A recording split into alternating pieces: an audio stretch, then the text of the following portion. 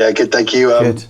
Just to start with, I was speaking to a couple of the men's players on Sunday, and they were saying that this fixture is the one they look forward to more than any other in the calendar. Have you got that same feeling within your squad? Yeah, lucky enough to play in a couple myself, and it is the fixture, apart from a final maybe, that you go, if you were to given a Quins fixture list, which one do you want to play in? I think this is definitely the one. So yeah, there's definitely a buzz and excitement around this week across the whole programme. It's always a brilliant spectacle, so something that we're looking forward to. Obviously, the start to the season, you've had a few things to reckon with, but how do you feel where you stand at the moment? Yeah, like the post World Cup injury list was pretty extensive, and I feel like apart from Saracens, we've generally had some really good performances in some tough times, and the combinations have constantly changed, which is never, it's very difficult to build cohesion when combinations are constantly changing. And we obviously picked up a couple of injuries as well against Leicester, and you go, oh. But then slowly but surely, they're like Aoife coming back was a massive added bonus. Again, you go to the old cliche, like it's like you've got a new player in the environment. Like she is a new player, and adds some real fresh energy to the group. So look, we're really pleased with that we've managed to stick in fights, and actually, like you look at that Gloucester game at home where I think we picked up 2 HIAs, one's to our main line-out caller and Jade. You go, well, on another day, who knows?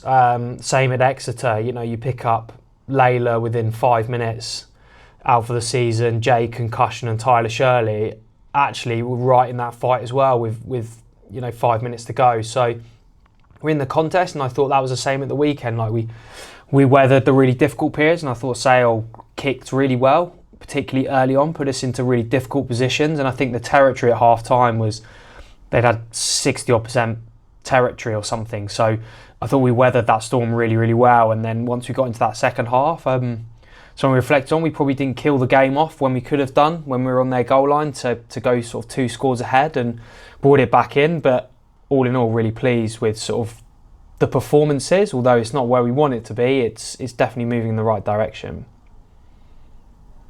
I'm sure, despite where they are at the moment in the table, everyone's wary of Bristol, knowing just what their capabilities are. 100%, and they're probably someone else that suffered with some injuries. And you look at if the couple were available this weekend, like if Sarah Byrne plays, add some real firepower into that front row. And look, previous form, having played in those big game previous form, counts for nothing. It's a massive occasion that is one of those games that is pretty easy to get up for. There's games where you find it easy and you find it harder. This is one of those games where it's like previous form counts for nothing because you're going to be up for it. Massive occasion, massive event on TV. I imagine it's going to be really, really physical and fast. And just finally from me, I have to ask about Ellie Kildunn getting nominated for the BBC Sports Personality of the Year. Just your reaction to that.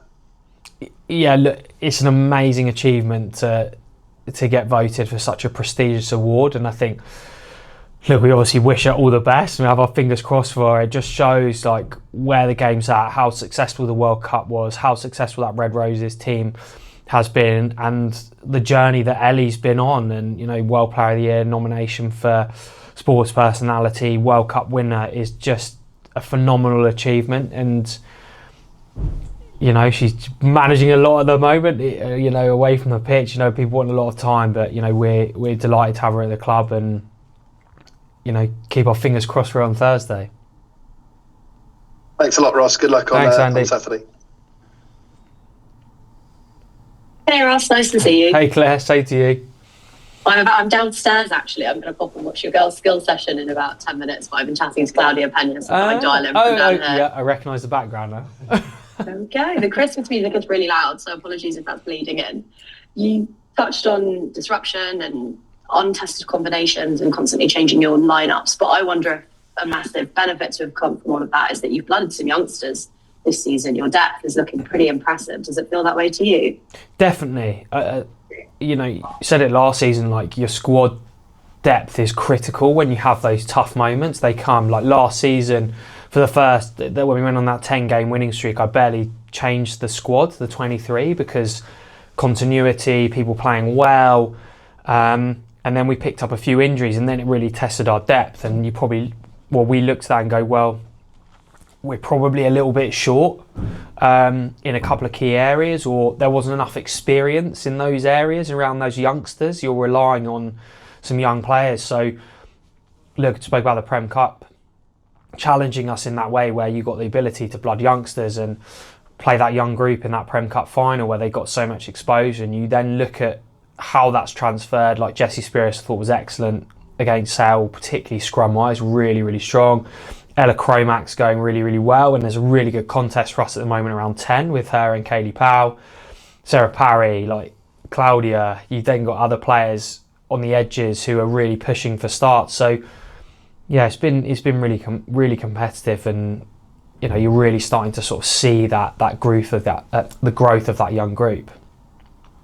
Which means that there will probably be a couple of athletes involved on Saturday for whom it is their first time playing in front of 5 figures. It's one of the amazing things about Big Game is that it exposes athletes that aren't red roses to that sort of occasion, maybe red roses and black ferns. What advice will you be giving the girls in the week when it comes to just staying calm, sticking to process, trusting themselves, trusting one another?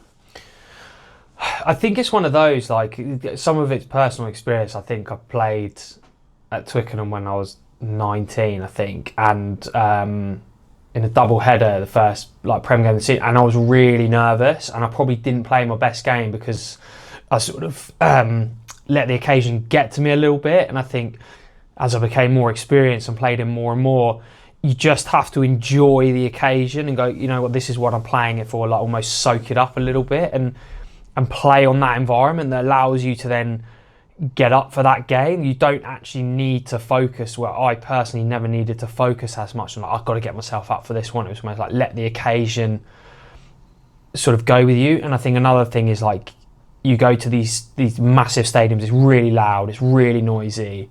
Stripping stuff back sometimes is pretty key to go, actually going into a normal game and might have 4 or 5 focuses or 3 focuses, actually stripping that back to go, maybe I'm just going to go for 2 or 3 or 1 or 2, because when it comes to that heat of battle, just being able to be clinical in a couple of areas, you then allow that flow. So because naturally there's more emotion in the game because of the spectacle that it is, and if you've never played in that environment before, you can sometimes overthink it, or I need to try this and do that, and actually just almost going simpler is sometimes better. And just lastly from me, if I may, George and Ross, of course, apart from building squad depth, signing some absolute superstars, and then the fact that you've also taken 6 bonus points away from your outings so far, which we know is going to prove crucial this year, more so than ever before. What are you most pleased with as we approach the break halfway through the season? I think the maturity probably of the squad. Like, I think Leicester posed a really difficult challenge at Leicester, like 5 o'clock, Welford Road is always going to be a difficult fixture. The time of year is probably not something that naturally suits Harlequins, where we like to move the ball and throw it around. I think the thing that I've really enjoyed about the performance of the weekend was defensively, I thought we were outstanding, but the maturity around our kicking game, against Sale that did a similar type of thing early, I thought just put us in really good field positions, and we're able to get out of our half effectively, because naturally as the ball is more greasy and there's more mud and all that sort of stuff, and it's almost our maturity around the game and when to maul, when not to maul. That's probably something that I've been most pleased with this season. We always talk about the tries and this, but actually, we mauled really well there, which got us a penalty, which then gave us access to this area, and then we executed. So that's something that I'm pleased with, is our adaptability and maturity as the season grows, and that will then pivot and change as the weather gets better again. And it'll be the team that adapts the fastest will be successful. For sure. And what a maul that is right now. It's looking amazing. Yeah, it's pretty, Ross, thank you. Good. Yeah, it's pretty awe-inspiring. I will see you in a few minutes' time, but thanks for your insight. I can jump in now if you like. Hi, Ross. How are you? Hey, Helen. Good, thanks. How are you? Super duper. I really enjoyed the game. I came on Saturday and it was absolutely fantastic. I brought a friend with me as well. It struck me that this rapport between Aoife and Lee worked just like so well. They seemed such complementary characters, players, everything basically. Yeah, no, it's great when we get a multicultural squad, because you get different perspectives on things and different ways that they've been coached, or different elements of the game that they can then share with each other to hopefully bring us a really positive product.